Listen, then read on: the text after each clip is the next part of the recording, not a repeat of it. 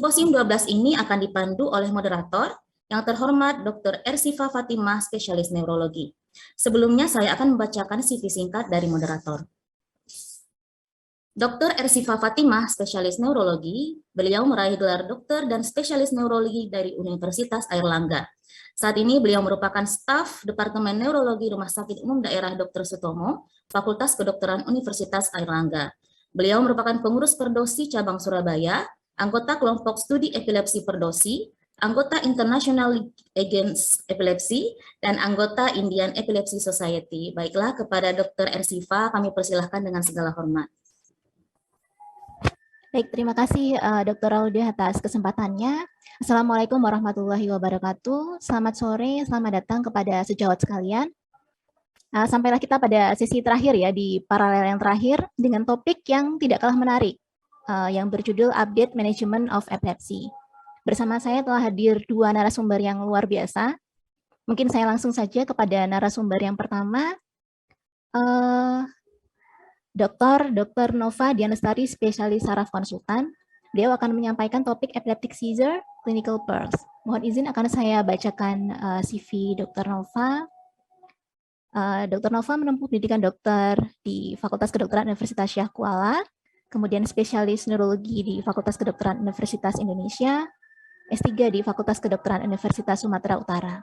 Tahun 2019, beliau sebagai konsultan epilepsi, dan saat ini beliau aktif sebagai staf bagian neurologi dan juga sekretaris Prodi, kemudian ketua subdivisi elektroensefalografi dan ketua tim Monef Clinical Research Unit di Fakultas Kedokteran Universitas Syah Kuala, RSUD Dr. Zainal Abidin. Dan beliau juga aktif di berbagai organisasi, diantaranya sebagai ketua Pokdi Epilepsi Banda Aceh, ketua PERPEI, Perhimpunan Penanggulangan Epilepsi Indonesia di Banda Aceh, dan juga sebagai anggota International League Against Epilepsy dan International Bureau for Epilepsy. Kepada Dr. Nova, kami persilakan waktu 20 sampai 25 menit, ya Dokter. Terima kasih Dr. Ersifa. Izin saya share screen ya.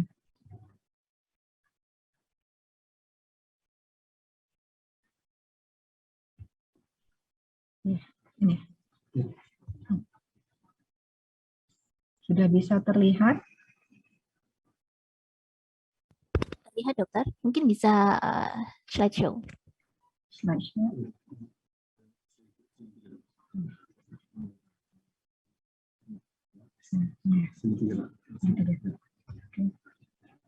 Bisa terlihat?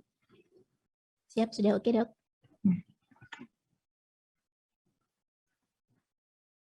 Assalamualaikum warahmatullahi wabarakatuh. Selamat sore, salam sejahtera. Terima kasih kepada panitia dari ID Medical Studium Generali 2022 yang telah memberikan kesempatan kepada saya untuk dapat presentasi pada kegiatan ini. Yang saya hormati para guru besar, teman sejawat senior, dan teman sejawat semua. Izinkan saya untuk presentasi tentang epileptic seizure clinical pearl.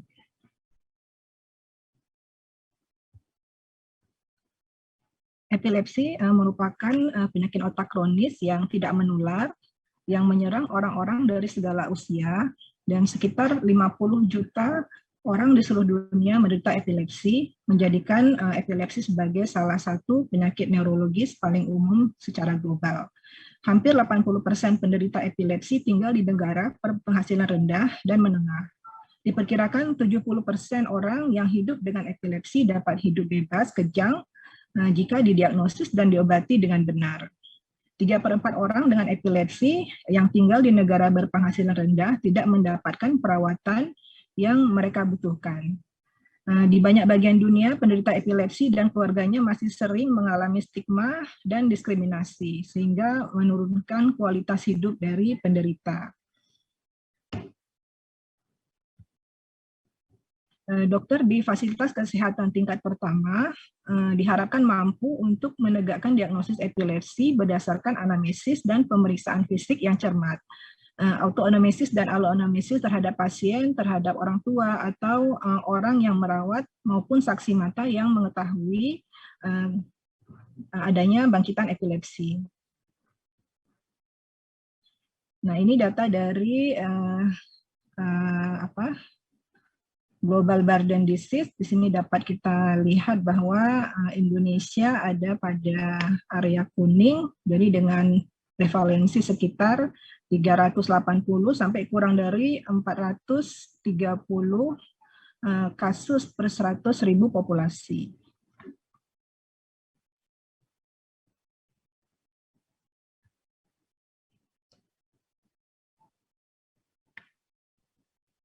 Untuk definisi sendiri, seperti sudah diketahui, bangkitan epileptik merupakan tanda gejala yang bersifat sesaat akibat aktivitas neuronal yang abnormal dan berlebihan di otak. Sementara bangkitan refleks adalah bangkitan yang muncul segera dalam detik atau menit sebagai respon atas suatu stimulus spesifik. Kemudian stimulus itu dapat berupa stimulus eksternal atau internal seperti stimulus visual, taktil, proprioseptif, atau auditorik.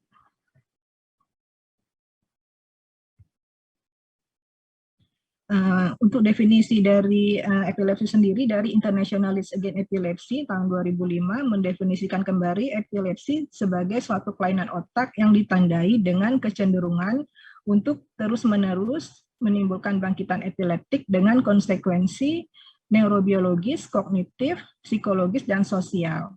Sementara sindrom epilepsi sendiri didefinisikan sebagai kumpulan gejala dan tanda klinik yang unik untuk suatu epilepsi, mencakup lebih dari sekedar bangkitan, tetapi juga etiologi, anatomi, faktor predisposisi, usia awitan, kronisitas, dan siklus. Untuk definisi operasionalnya sendiri, di minimal terdapat 2 bangkitan tanpa provokasi atau 2 bangkitan refleks dengan jarak waktu antar bangkitan pertama dan kedua lebih dari 24 jam.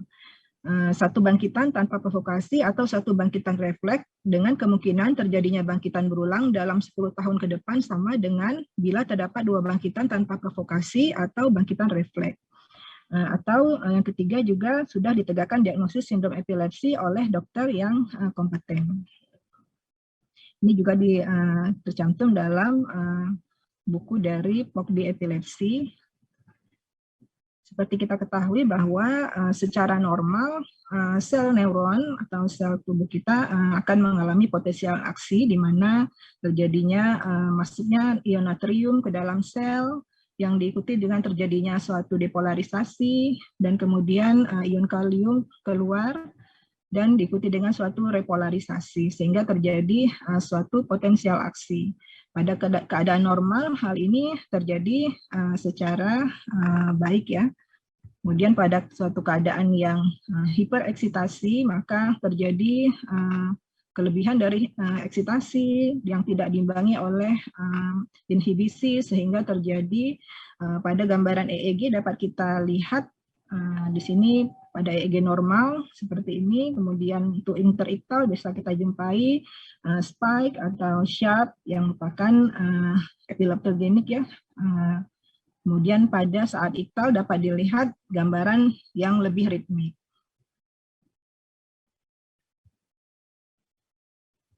Atau fisiologi epilepsi sendiri sudah diketahui antara lain ada ketidakseimbangan antara eksitasi inhibisi di otak, dari mekanisme sinkronisasi, kemudian mekanisme epileptogenesis, mekanisme peralihan interiktal, iktal, mekanisme neurokimiawi. Nah, di sini nanti obat-obat anti epilepsi akan bekerja. Jadi masing-masing ada site-site-nya di mana tempat obat anti epilepsinya akan bekerja. Namun untuk terapi akan disampaikan oleh pembicara berikutnya, Dr. Desin. Ini seperti tadi disampaikan terjadi ketidakseimbangan antara eksitasi di mana dominan neurotransmitter glutamat aspartat yang meningkat yang diiringi dengan penurunan inhibisi di mana neurotransmitter GABA yang bertanggung jawab utama pada inhibisi mengalami penurunan sehingga terjadi hipereksitasi. Nah, ini sebagai gambaran bahwa bangkitan epilepsi pada otak itu bisa berupa vokal onset maupun general onset.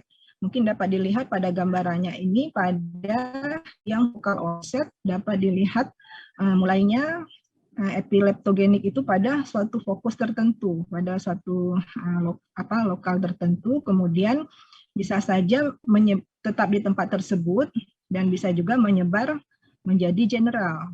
Pada gambaran EEG-nya dapat kita lihat bahwa pada saat vokal dia ada pada fokus tertentu, kemudian menyebar menjadi bilateral, jadi vokal ke bilateral. Kemudian yang di bawah ini gambar untuk yang general onset. Jadi yang general onset langsung sekaligus di seluruh otak kiri dan kanan.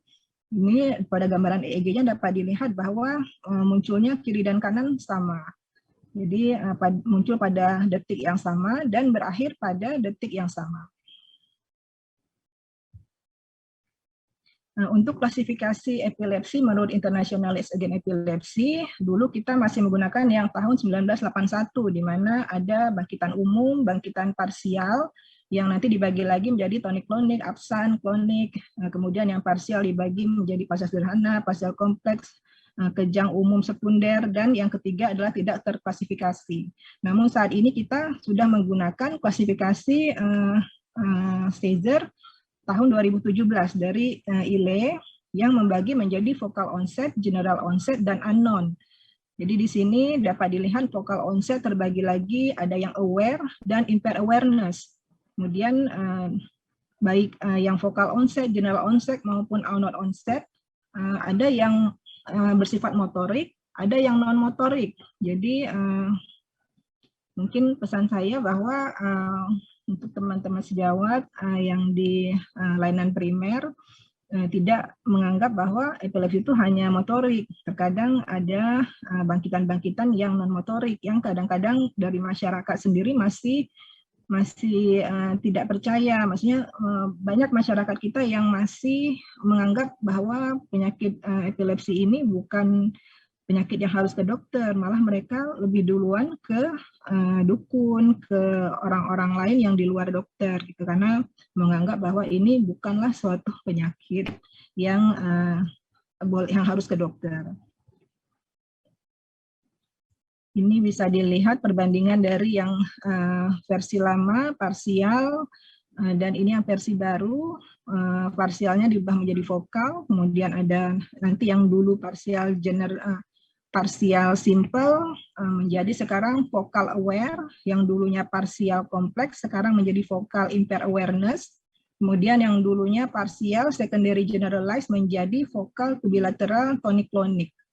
Dahulu masih dianggap sebagai suatu disorder dan sekarang sudah dianggap sebagai suatu disease.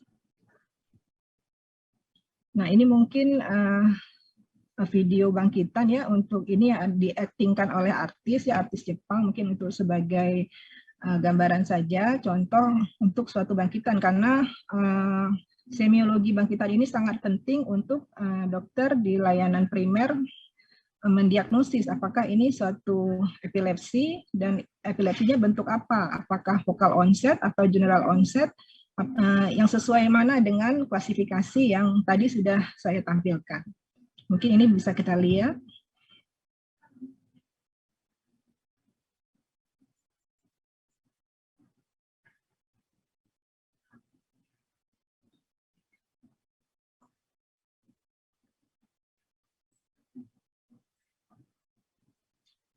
Ini suatu bangkitan focal onset aware dengan aura abdomen.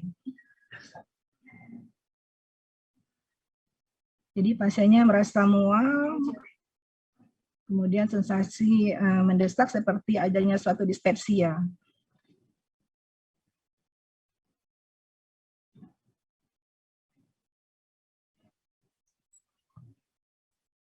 Kemudian pasiennya normal kembali.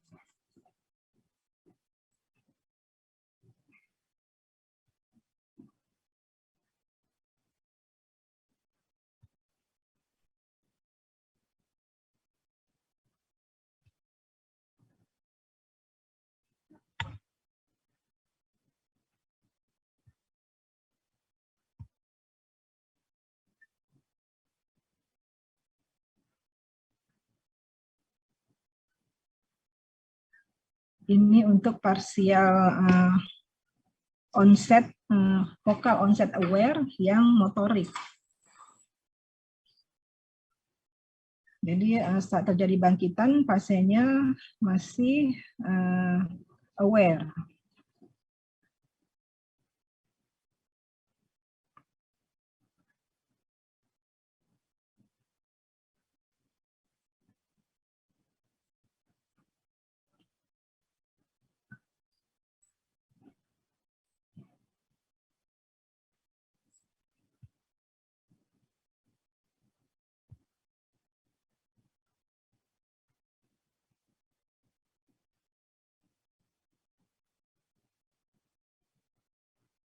Ini adalah bangkitan focal onset dengan impaired awareness.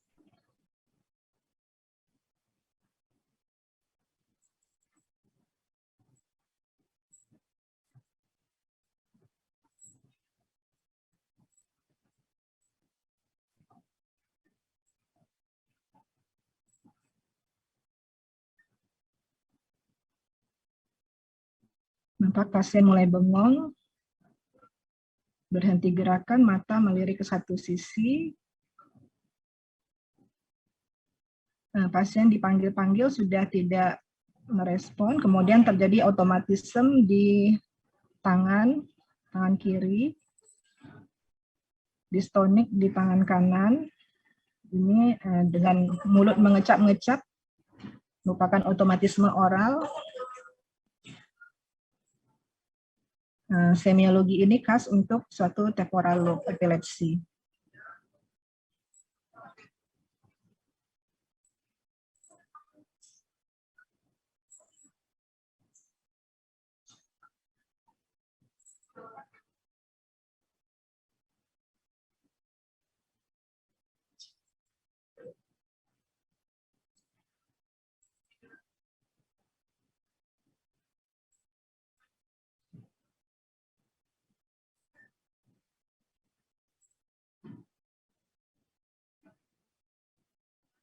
Setelah bangkitan, pasien kembali sadar tapi masih bingung dan tidak menyadari apa yang terjadi sebelumnya.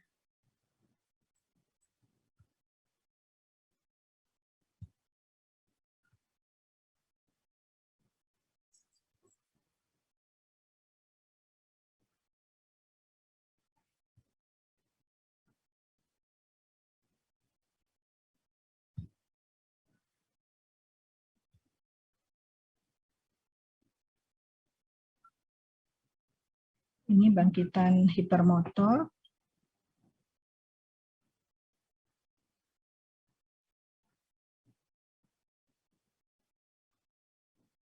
Sering terjadi pada saat tidur.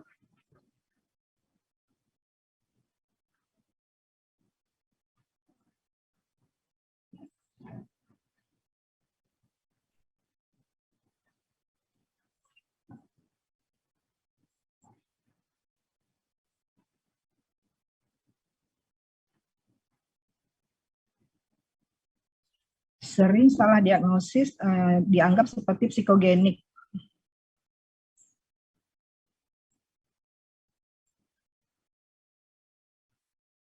Bangkitan tidak lama, kemudian pasiennya kembali lagi.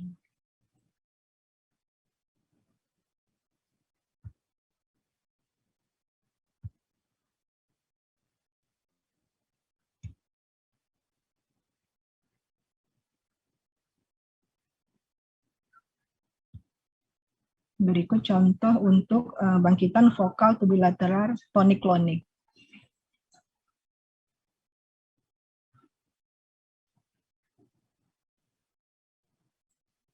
Tampak asimetris pada saat onset.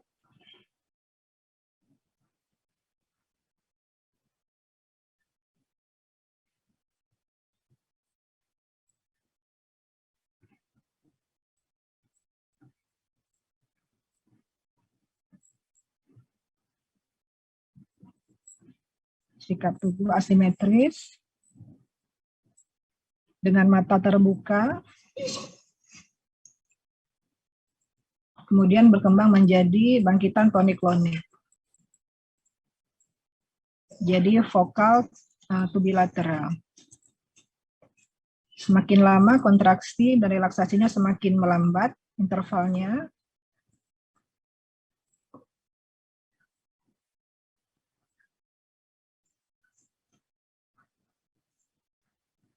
Di ini vokal onset, tapi kemudian to bilateral jadi menjadi general.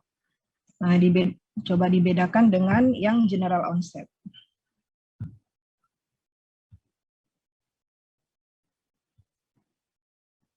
Ini yang untuk absan. Jadi bangkitan epilepsi tidak selalu motorik, bisa juga berupa absan. Absan ini merupakan salah satu bangkitan umum ya, general onset. Dan seringkali bisa diinduksi dengan hiperventilasi.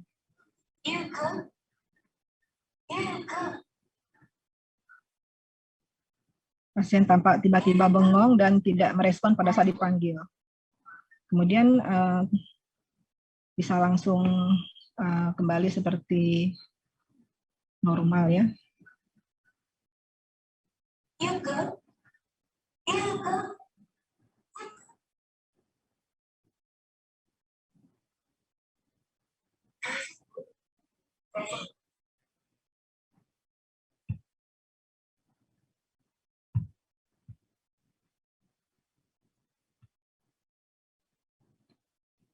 Ini untuk contoh mioklonik.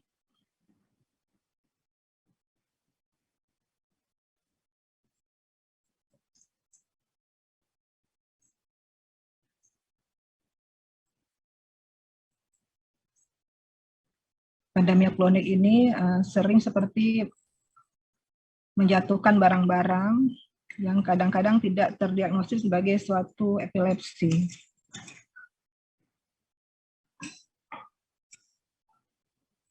Bisa unilateral maupun bilateral.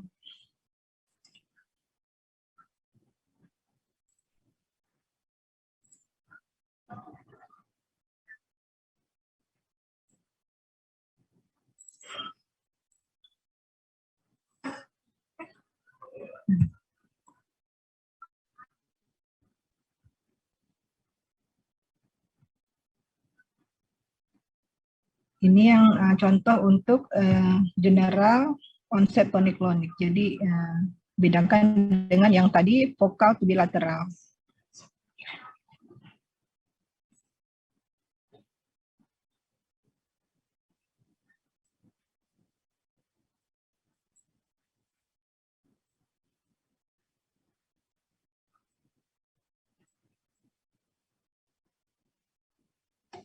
Bisa didahului oleh absan.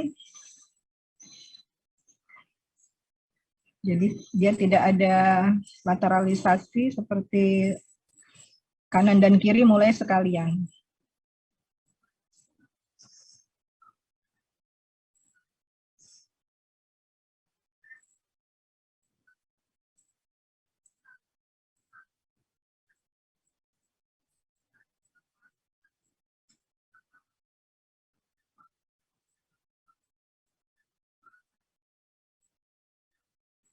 Interval semakin memanjang dan kemudian berhenti.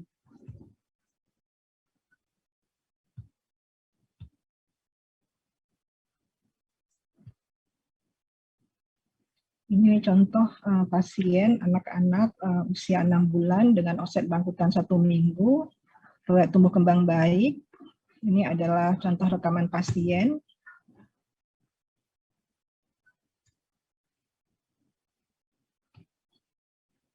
Tampak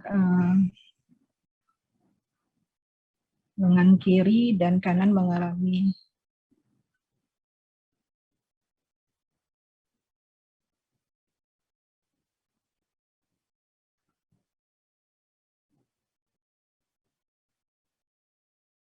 distonik. Kemudian ini gambarannya untuk sudah menjadi tonik-klonik.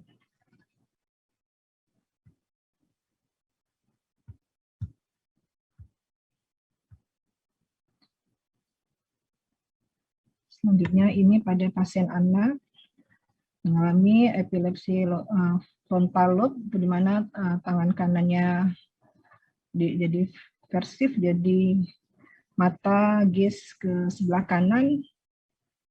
Jadi ini vokalnya di frontal, lobus frontal.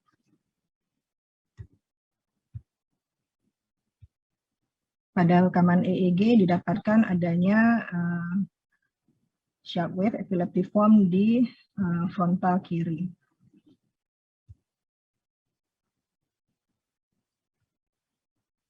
Ini pasien dengan general seizure. Ini hanya videonya saja pada saat rekaman EEG.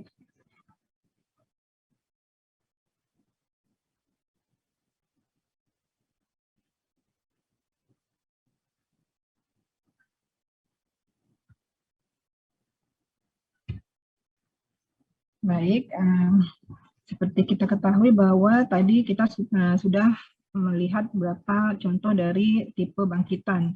Jadi untuk mendiagnosis suatu epilepsi kita harus mengetahui jenis bangkitannya, kemudian ada juga tipe epilepsinya. Tipe bangkitan tadi sudah kita ketahui ada vokal, general, dan unknown. Jadi unknown ini tidak selalu unknown. Bila kita belum memasukkan ke vokal atau general, kita masukkan ke unknown. Tapi kita harus terus mengeksplor pada suatu saat dia harus masuk ke vokal atau ke general. Kemudian untuk tipe epilepsi sendiri, pada suatu kepala tidak mesti terjadi satu jenis bangkitan. Terkadang pada satu orang bisa mengalami beberapa jenis bangkitan. Kemudian juga ada epilepsi sindrom. Di sini juga kita lihat etiologinya untuk epilepsi ini bermacam-macam, bisa struktural, bisa genetik, bisa karena ada infeksi, masalah metabolik, imun, dan yang tidak diketahui. Jadi kemudian untuk mendiagnosis kita harus memastikan apakah kejadian kejang atau bangkitan yang dialami itu merupakan bangkitan epilepsi atau bukan. Terkadang ada bangkitan yang bukan bangkitan epilepsi. Misalnya juga seperti psikogenik. Kemudian tentukan jenis bangkitan, tentukan etiologi dan sindrom epilepsi. Kemudian diagnosis epilepsi ditegakkan atas dasar adanya gejala dan tanda klinik dalam bentuk bangkitan epilepsi berulang yang kemudian ditunjang oleh gambaran dari pemeriksaan penunjang seperti EEG. Jadi anamnesis dibutuhkan auto dan alu anamnesis. Jadi kita menanyakan sebelum bangkitan, gejala prodromalnya, kemudian kondisi fisik dan psikis yang mengindikasikan akan terjadinya bangkitan, misalnya perubahan perilaku, adanya hipotermi, mengantuk, dan hal-hal lain yang perlu kita tanyakan. Kemudian pada saat selama bangkitan kita juga menanyakan apakah terdapat aura. Aura itu adalah perasaan dirasakan oleh pasien dan tidak diketahui oleh orang sekitarnya. Maka dari itu untuk kasus epilepsi kita tidak hanya alu anamnesis, butuh juga auto anamnesis. Jadi pada saat pasien itu, pada saat kita mendapatkan info dari auto anamnesis, di mana seperti aura ini, orang lain tidak tahu apa yang dirasakan oleh pasien, tapi kita mendapatkan info tersebut dari pasiennya. Namun pada saat pasiennya mengalami iktal, tentu kita harus menanyakan dari orang lain yang melihat pada saat dia terjadi bangkitan. Jadi butuh anamnesis auto dan alu anamnesis.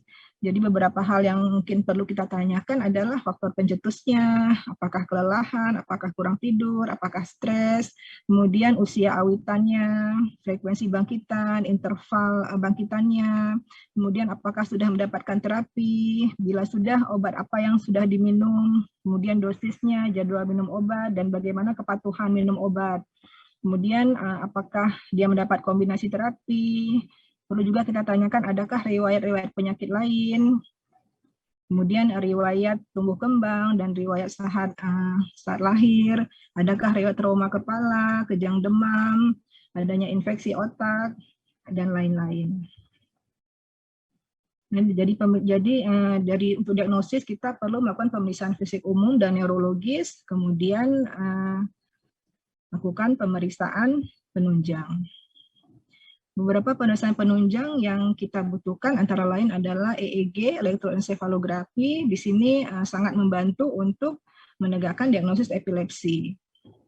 Kemudian pencitraan otak yang direkomendasikan adalah MRI. dibanding dengan CT scan.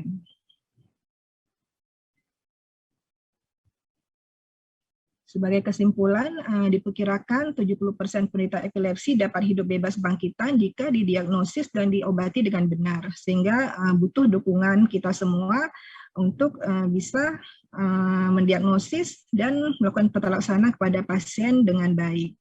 Diharapkan dokter di fasilitas kesehatan tingkat pertama mampu menegakkan diagnosis epilepsi berdasarkan anamnesis dan pemeriksaan fisik yang cermat. Kemudian di banyak bagian dunia, penderita epilepsi dan keluarganya masih sering menderita stigma dan diskriminasi. Mari kita bersama memberikan edukasi kepada masyarakat agar stigma dan diskriminasi terhadap penderita epilepsi dapat dihilangkan, sehingga dapat meningkatkan kualitas hidup dari penderita. Terima kasih. Ini International Epilepsy Day setiap minggu kedua di bulan Februari dan Purple Day Epilepsi pada 26 Maret. Stronger Together. Terima kasih, saya kembalikan kepada moderator.